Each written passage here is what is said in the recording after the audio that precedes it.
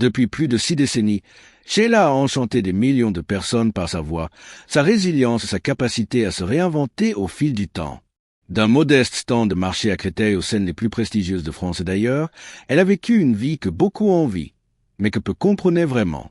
Derrière la gloire étincelante se cachait une histoire marquée par des chagrins inimaginables, des trahisons et des combats personnels, menés loin des projecteurs. Aujourd'hui, à 79 ans, Sheila se confie enfin, révélant des vérités qui stupéfient même ses fans les plus fidèles. Face aux projecteurs, d'une fille de marché à une sensation pop. Le parcours de Sheila a commencé dans la modeste ville de Créteil, au sud-est de Paris, où elle est née sous le nom d'Annie Chancel, le 16 août 1945. Elle a vu le jour dans une France encore marquée par les épreuves de la guerre, au sein d'une famille modeste mais riche de valeurs solides. Son père, André Chancel, était un marchand de confiserie qui sillonnait les marchés de la banlieue parisienne, tandis que sa mère, Micheline Gauthier, se consacrait à soutenir l'activité et à élever leur fille unique.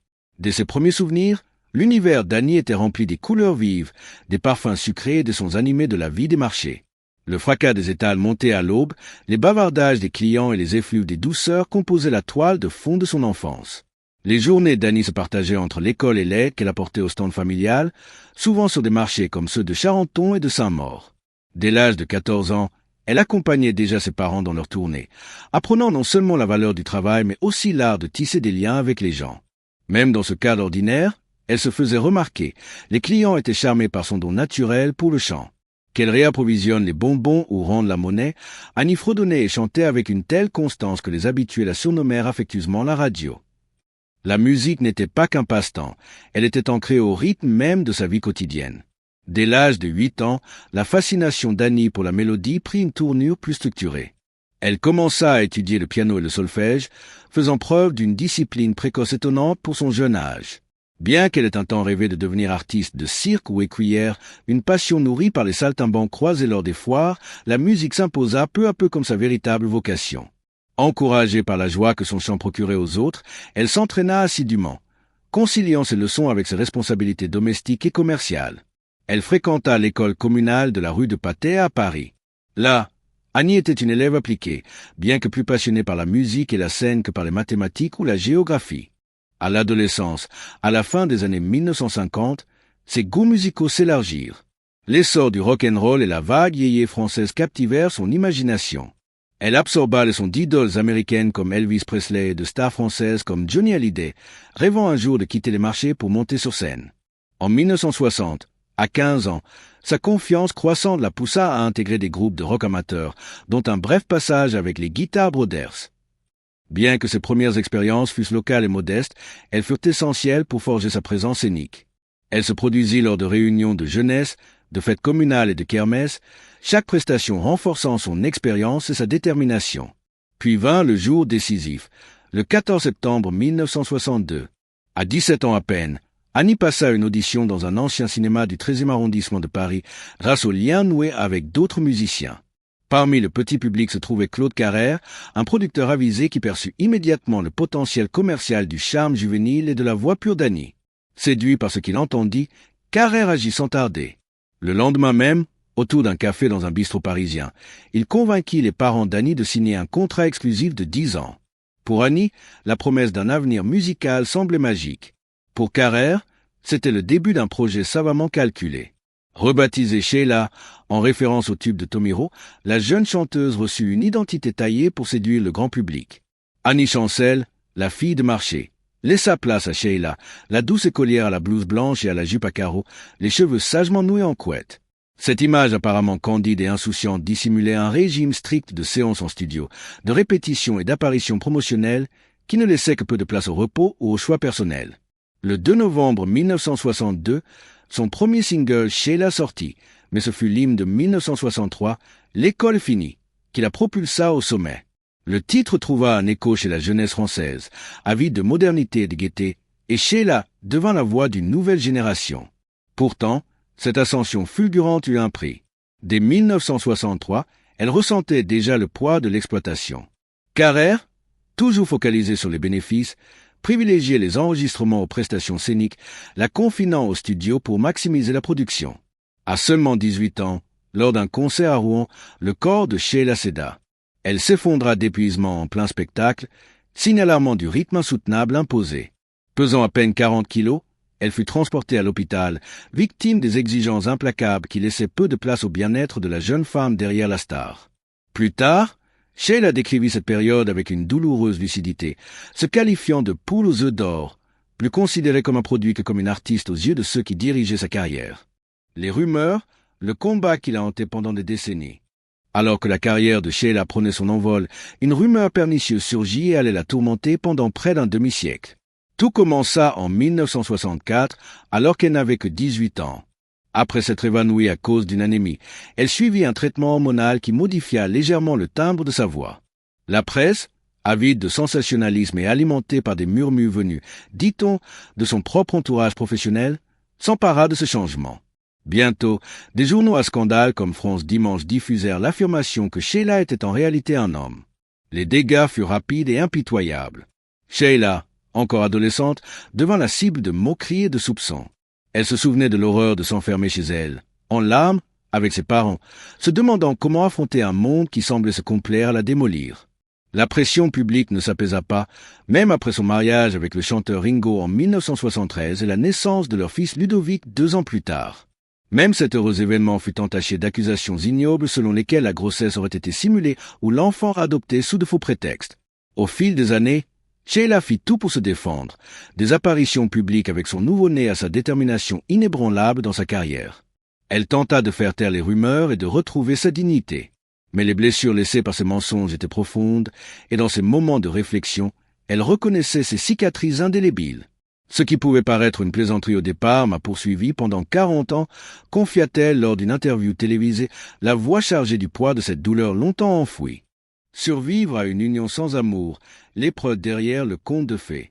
Le mariage de Sheila avec Ringo, Guy Bell, le 13 mai 1973 fut présenté par les médias comme une histoire d'amour idéal, une union glamour entre deux des pop stars les plus adorés de France dans les années 1970. La vérité, comme Sheila l'a avoué plus tard, était bien plus complexe et douloureuse. Le 13 février 1973, au sommet de leur célébrité, Sheila et Ringo se marièrent lors d'une cérémonie civile qui devait être discrète et intime à la mairie du 13e arrondissement de Paris. Au départ, ils rêvaient d'un moment romantique loin des regards curieux, mais leurs projets furent bouleversés lorsque le producteur de Sheila, Claude Carrère, divulgua les détails du mariage à la presse afin d'obtenir un maximum de publicité pour se protéger. Le résultat fut chaotique. Près de 10 000 fans envahirent les abords de la mairie, envahissant la place, forçant les portes, transformant l'événement en quasi-émeute. À l'intérieur, les officiels dépassés peinaient à maintenir l'ordre tandis que la foule se pressait pour apercevoir le couple célèbre. Le maire fut contraint de supplier le silence juste pour pouvoir célébrer le mariage. Sheila se souvient plus tard avec effroi de ce qu'elle avait ressenti ce jour-là. « J'étais terrifié, j'ai cru que j'allais fondre en larmes d'un moment à l'autre. » La situation ne s'améliora pas lors de la cérémonie religieuse à l'église Notre-Dame de la Gare, où les fans débordèrent à nouveau l'espace, arrachant les fleurs de ses cheveux dans une frénésie incontrôlable. Ce qui aurait dû être le plus beau jour de sa vie se transforma en un spectacle qui la laissa bouleversée et désabusée. Dans les premiers mois du mariage, Sheila avoua avoir été séduite par l'apparence de Ringo. Grand, brun, au charme ténébreux, il correspondait à l'image de l'homme idéal qu'elle s'était imaginé à l'époque. Il correspondait à mon idéal masculin. Je prêtais plus attention au physique qu'à l'intellect, confia Sheila lors d'une interview, repensant avec une tendre amertume à la naïveté de sa jeunesse. Pourtant, au fil des mois et des années, il devint évident que leur relation manquait des bases émotionnelles profondes nécessaires à un mariage durable. En 1975, lorsque Sheila donna naissance à leur unique enfant, Ludovic, les fissures du mariage étaient devenues impossibles à ignorer. Ce qui avait commencé par de petites irritations se transforma en un profond éloignement. Sheila révéla plus tard qu'elle avait découvert l'infidélité de Ringo durant sa grossesse, une trahison qui la laissa isolée à un moment où elle espérait construire une famille. Malgré la naissance de Ludovic le 7 avril 1975, la relation était irréparable. L'arrivée de leur fils, au lieu de les rapprocher, ne fit que souligner combien il ne restait entre eux qu'une image publique vidée de substance. Sheila fit de son mieux pour offrir à Ludovic une vie normale, négociant un droit de visite et encourageant Ringo à s'impliquer dans sa vie. Mais Ringo, raconta-t-elle avec douleur et frustration, fit rarement cet effort. Ludovic vit son père seulement quelques fois au cours de sa courte vie, trop rarement pour se forger de véritables souvenirs de vacances, d'étapes partagées ou même de simples moments paternels. Sheila dut endosser seule la responsabilité de l'éducation, essayant d'être à la fois mère et père pour un garçon qui, aux yeux du public, appartenait à une famille de contes de fées qui n'avait jamais réellement existé. La séparation officielle eut lieu en 1979, lorsque Sheila et Ringo finalisèrent leur divorce. Il n'y eut pas de grand scandale public, aucun titre sensationnel au-delà de ce qui avait déjà rempli les colonnes des journaux au fil des années de leur éloignement. Pour Sheila, le divorce ne fut pas un moment d'amertume, mais plutôt une fermeture discrète. Elle en parla sans haine, déclarant simplement « Je n'ai jamais revu mon mari depuis 1979. Je n'ai ni colère ni agressivité, je n'ai simplement plus rien à lui dire. » Pourtant, les conséquences émotionnelles demeurèrent. Ludovic, déjà marqué par le poids du regard public et des rumeurs familiales, portait les cicatrices invisibles de l'absence de son père. Sheila parle souvent du mal causé par cet abandon, affirmant son détour. Ringo est l'absent qui a causé beaucoup de tort à son fils. Elle regretta que Ludovic n'ait jamais eu l'occasion de confronter son père, de lui demander des comptes ou une réconciliation. Au lieu de cela, la distance resta béante, ajoutant une couche supplémentaire de chagrin à l'histoire familiale déjà complexe et douloureuse de Sheila. L'agonie d'une mère, perdre Ludovic et affronter l'impensable.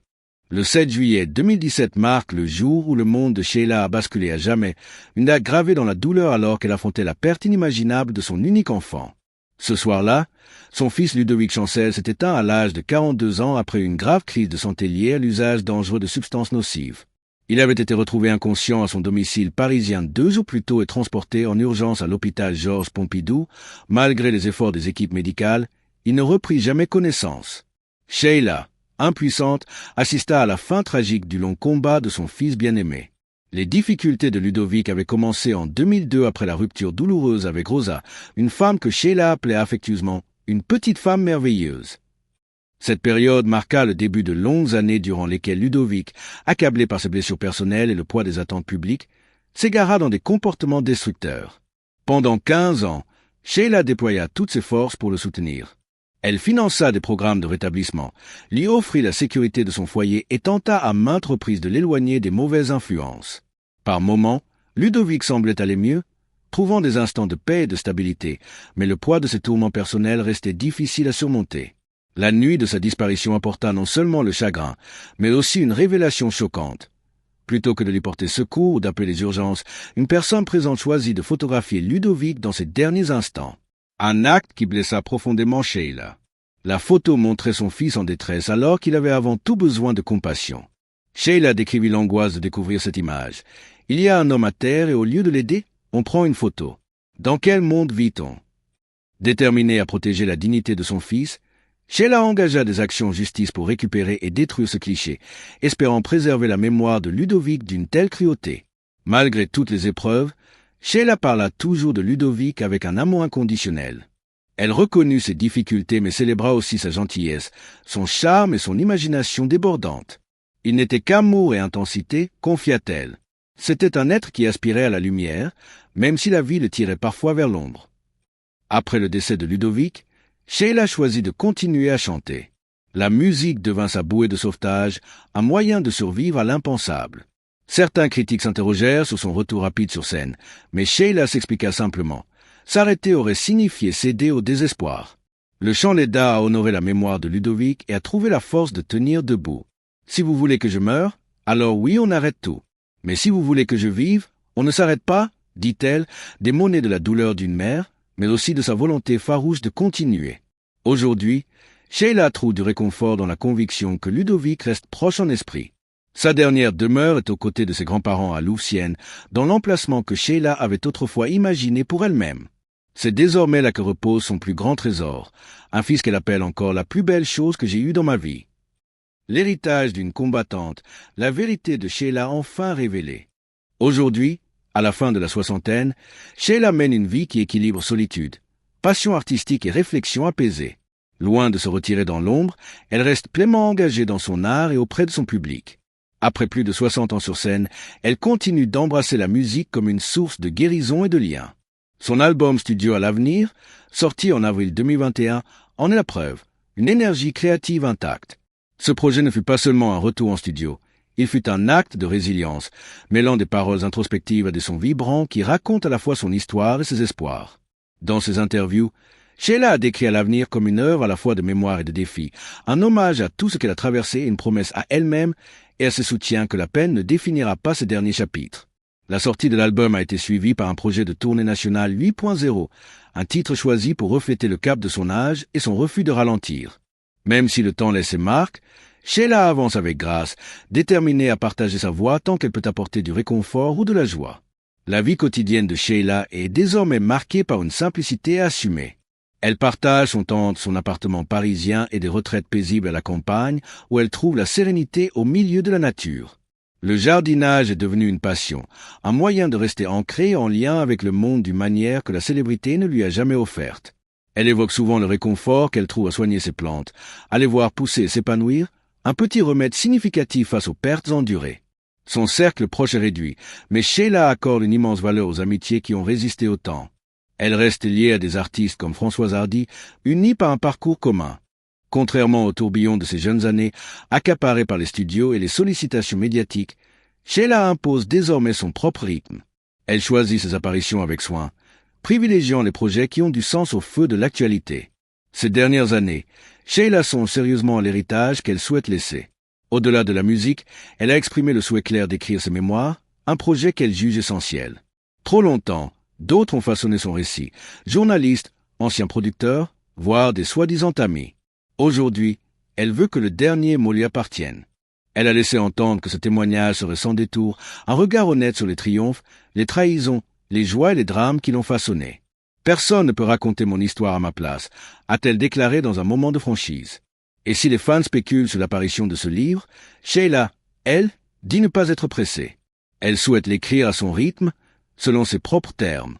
Malgré les épreuves, Sheila continue de se consacrer à des causes qui lui tiennent à cœur. Après la perte de son fils, elle soutient discrètement des associations qui viennent en aide aux familles confrontées à des difficultés émotionnelles et comportementales, espérant que son expérience puisse aider à éviter des drames similaires. Elle le fait sans chercher la reconnaissance, portée par sa profonde compréhension de la solitude de ses combats. Surtout, Sheila reste profondément liée à son public. Elle reçoit encore des lettres de fans qui suivent son parcours depuis des décennies, beaucoup la voyant comme un symbole de persévérance. Dans leurs mots, elle puise la force de continuer, de partager, de rester debout. Pour Sheila, la scène n'est plus un lieu de recherche d'applaudissements ou de récompenses. C'est un acte de survie, un sens donné à la vie, un hommage à ce qu'elle a aimé et perdu. Quelle chanson de Sheila vous évoque les souvenirs les plus forts? Partagez-la en commentaire. Et si cette histoire vous a touché, n'oubliez pas de liker, partager et vous abonner pour d'autres plongées au cœur des vies de figures extraordinaires.